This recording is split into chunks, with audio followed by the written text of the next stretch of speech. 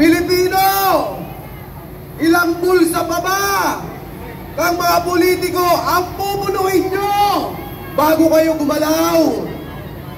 Ito na po ang pinakahihintay natin, mga kababayan. Ngayong araw na ito, tayo po ay nananawagan para wakasan ang korupsyon, para palayasin si Romualdez at pababain pag-resignin itong si Bongbong Marcos. Huwag po kayong maniniwala, mga kababayan ko, na si Bongbong Marcos ang nakadiskubre ng mga flood control project na yan. Wala po yung katotohanan.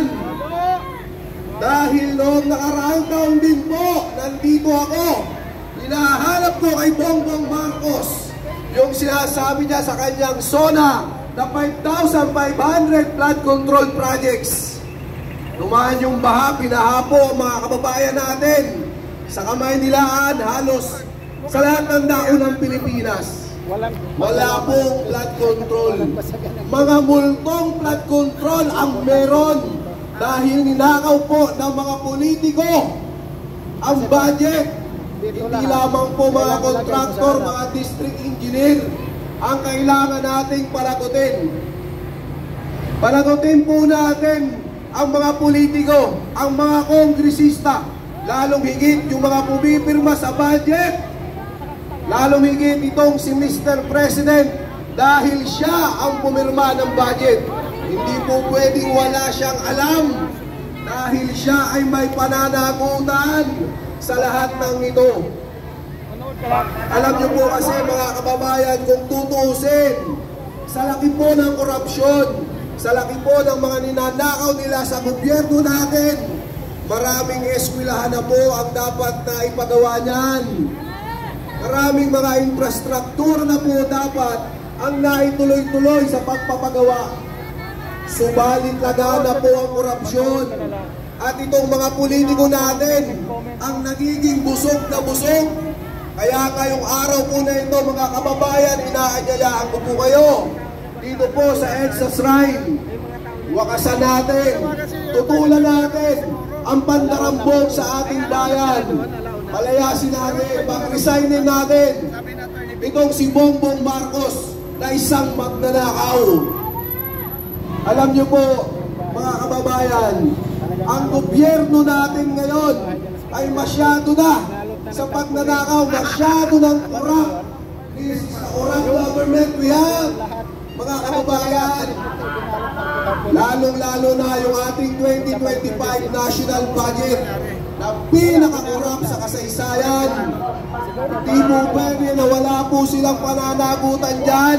At ang pumirma sa national budget na yan, naging batas at naging bulok at kurakot si Marcos, si Bongbong Marcos. At ito pa, mga kababayan, ibabalik na daw nila yung budget ng PhilHealth. Ang kakapal ng mga mukha.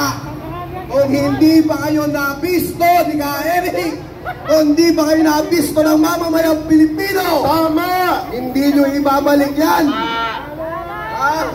Nagdrama pa siya, brother. Nagdrama pa.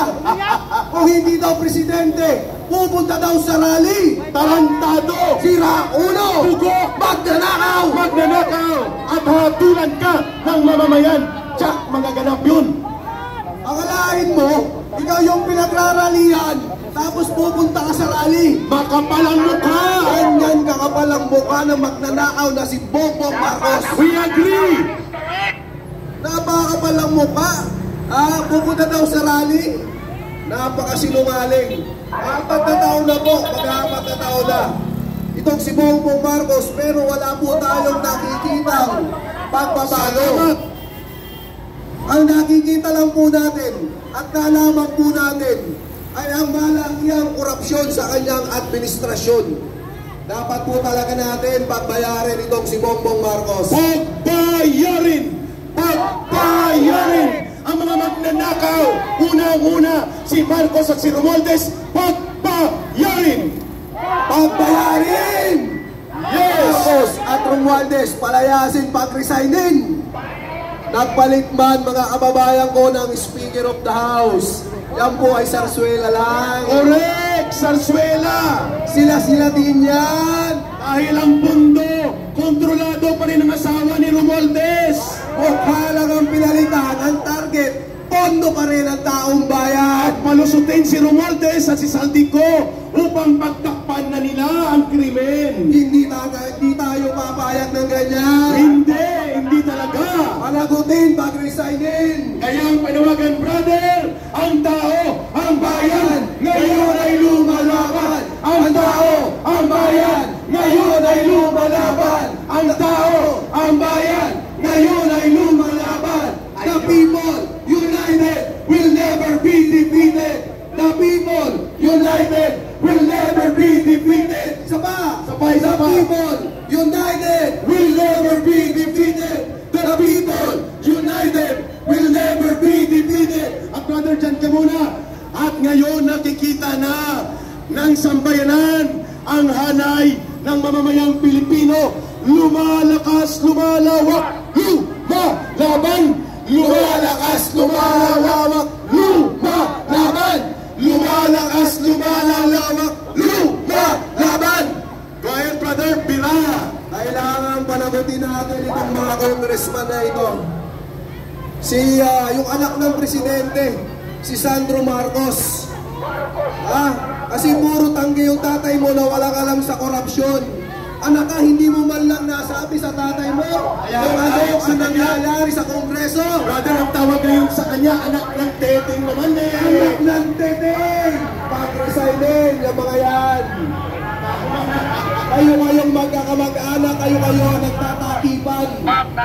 Itigil natin mga kababayan ko. Ang korupsyon na yan, nasa isang pamilya, sa ilang politiko napupunta. Ang pera ng bayan. Magpinsan, mag-ama, magtiyuin, magkapatid, mag-asawa. Nako mga kababayan, ginawa ng piligasan nila. Kung sa mga Ilonggo pa, naging pulugasan sa mga lilintian ang gobyerno. Sila po ang nagtatakaw ng pera natin. Kailangan panagutin. Bongbong Marcos, pakinggan mo. Bongbong Marcos, pakinggan mo ang sigaw ng sambayanang Pilipino.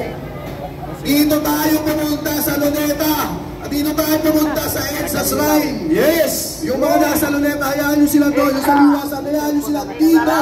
Sa EDSA Shrine kayo pumunta. At nandito, brother, ang mga vloggers, mga independent media, kayo na ang panawagan, Occupy EDSA. Ang panawagan ay dumadagumpong. Nandito ang tunay na laban. Yes! At syempre mga kababayan ko, suportahan po natin yung ating mga kapatid na vloggers. Sila po ang naglalabas ng tunay na katotohanan. Kung makikita nyo po yan, 1 oras, 2 oras, 3 oras, tuloy-tuloy po yung pagla-live, walang cut-cut. Ngayong umaga na to, may nakita na po ba kayo dito na mainstream media? Wala! Tigilan nyo yung mga kasinungalingan nyo, mainstream media. Babalik ka, sa ng boses mo, i-move natin ng konti ang ating sound system para maiwasan ang feedback para